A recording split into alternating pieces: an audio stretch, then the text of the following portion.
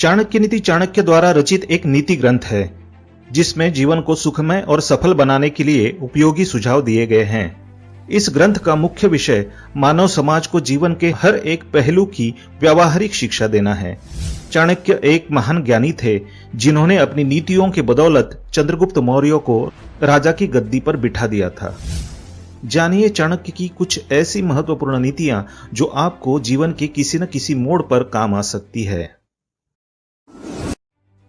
नमस्कार दोस्तों, स्वागत है आप सभी का एक बार फिर से।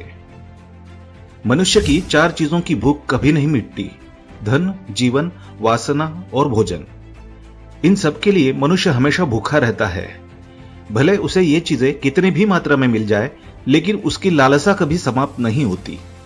जीवन के इस लंबे सफर में ये सोचकर चलें कि कभी भी आप पर बुरा समय आ सकता है, इसलिए इसी समय के लिए थोड़ा बहुत धन अवश्य बचाकर रखना चाहिए।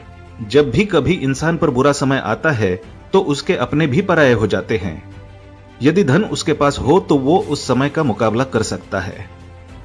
बहुत भले बनकर जीवन व्यतीत नहीं किया जा सकता, क्योंकि भले और सीधे आदमी को हर कोई दबा लेता है।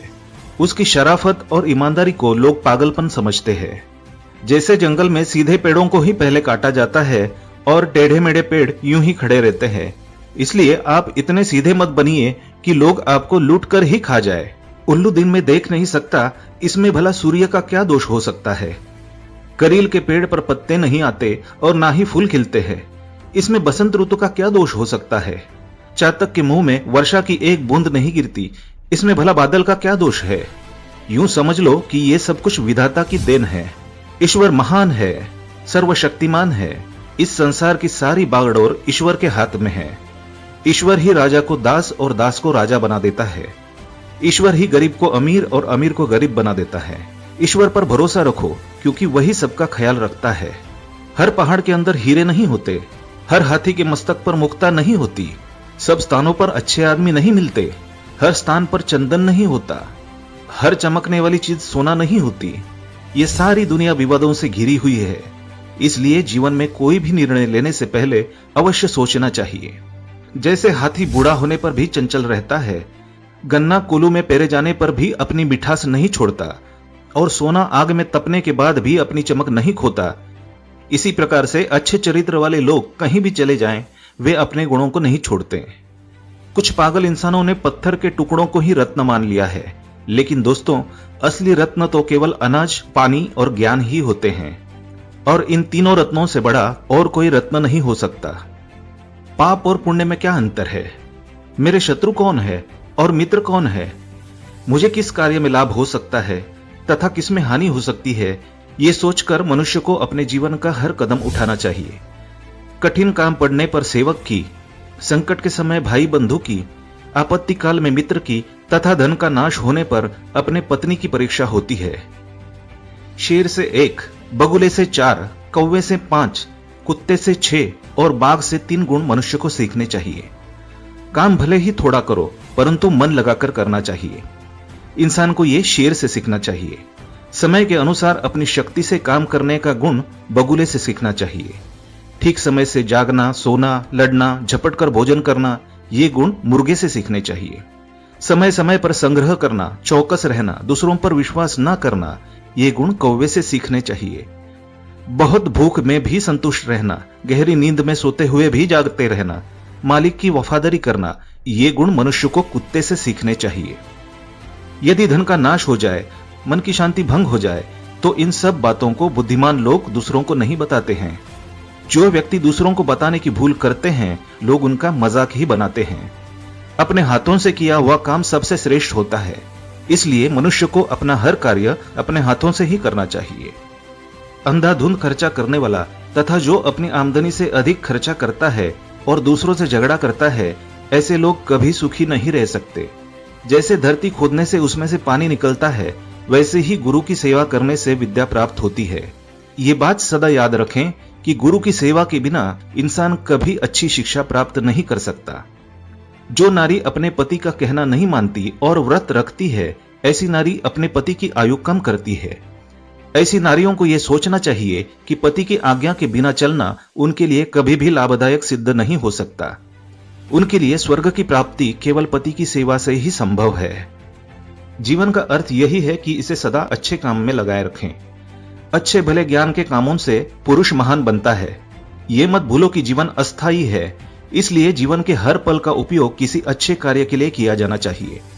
जब तक जीवन है तब तक हर चीज में आनंद है, किंतु जैसे ही मृत्यु आकर जीवन का अंत कर देती है, इसके साथ ही हर चीज का अंत हो जाता है। पुरुष आदिकाल से ही चंचल है। इस संसार में भगवान को छोड़कर हर चीज अस्थायी है। लक्ष्मी तो रमणी है, सदा नृत्य करती है। ये धन, रिश्ते नाते, घर द्वार सब अस्थायी है। इनमें से कोई किसी का साथ नहीं देता। और दोस्तों, केवल धर्म ही है जो अटल सत्य है। ये ज्ञान का भंडार है। दूसरों का भला चाहने वाले ही आत्मिक शांति प्राप्त कर सकते हैं। इंद्रियों पर संयम और जीवों पर दया करने से ही मुक्ति मिलती है। कर्म से ही इंसान छोटा बड़ा बनता है। इसलिए सदा अच्छे कर्म करो और बुराई से दूर रहो। अच्छे कर्म करने से ही जीवन में शांति और सुख की प्राप्ति होती है। जिस तरह से फूलों में खुशबू, तिलों में तेल, लकड़ी में आग, दूध में घी, इन सब चीजों को बाहर से देखकर आप इनके गुणों के बारे में अंदाजा नहीं लगा सकते, क्योंकि ये गुण बाहर से दिखाई नहीं देते। इन गुणों को पहचानने के लिए बुद्धि की आवश्यकता होती है। ठीक इसी प्रकार मानव शरीर में आत्मा का निवास होता है। किसी आत्मा को हम शरीर से अलग करके उसे पहचान नहीं सकते। केवल अपने विचारों से ही इसकी परख कर सकते हैं। देवता मिट्टी की मूर्तियों अथवा मंदिरों में विद्यमान नहीं है। देवता तो केवल हमारी आत्मा और हमारी भावनाओं में बसे हैं। जैसी आपकी भावनाएं होंगी वैसा ही देवता का रूप होगा। भावनाओं का मनुष्य के जीवन पर हर पहलू में प्रभाव पड़ता है। जैसे किसी मनुष्य की भावना होगी वैसा ही फल मिलेगा। इसलिए अच्छा फल पाने के लिए अपनी भावनाओं को शुद्ध रखिए। जो ब्राह्मण प्राकृतिक रूप से पैदा हुए फल और अन्य पदार्थों को खा पीकर इस संसार से दूर जंगल में रहते हुए ईश्वर की पूजा करता है, वही सच्चा भक्त, महापुरुष एवं सच्चा ब्राह्मण माना जाता है। बुरे इंसान और सांप में कौन अच्छा है? इस प्रश्न का उत्तर यही है कि सांप तो केवल समय आने पर ही काटता है, किंतु बुरे लोग हर पल बुराई करते रहते हैं। इसलिए बुरा इंसान तो हर समय बुराई करके सांप से भी ज्यादा भयंकर हो सकता है। सागर सबसे महान है, किंतु इसमें भी तूफान आते हैं। अपनी सारी सीमाएं तोड़कर विनाश भी कर देता है, परंतु सच्चे साधु और ज्ञानी लोग कभी भी अपनी सीमाएं नहीं तोड़ते। कोई मनुष्य भले कितना भी सुंदर हो तथा उसका जन्म भले ही कितने बड़े घराने में हुआ हो, परंतु वह पढ़ा लिखा नहीं है, तो उसकी हालत उस फूल के जैसे होती है जो दिखने में तो सुंदर है परंतु सुगंध से वंचित है। शस्त्रधारी कभी भी हमला कर सकता है। सिंग वाले पशु कभी भी सिंग मारकर जख्मी कर सकते हैं। स्त्रियां कभी भी झूठा लांछन लगा सकती है और राजघराने के लोग जरा जरा सी बात पर बिगड़ जाते हैं। इसलिए उनसे कभी भी खतरा पैदा हो सकता है। इन लोगों की दोस्ती और दुश्मनी दोनों ही बहुत खतरनाक होती है।